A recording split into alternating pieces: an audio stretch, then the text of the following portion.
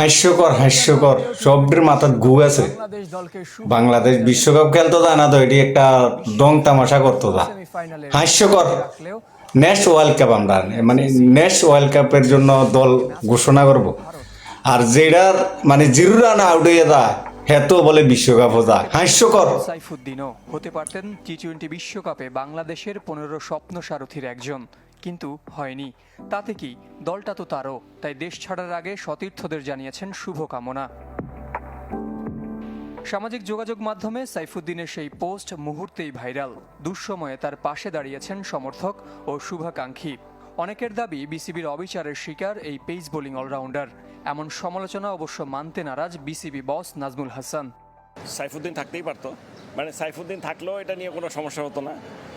আর না থাকলেও যে একদম হুলস্থুল কিছু হয়ে গেছে তাও আমি মনে করি না, কারণ আমি মনে করি যে আমাদের এখানে যদি 3 জন পেসার খেলাবে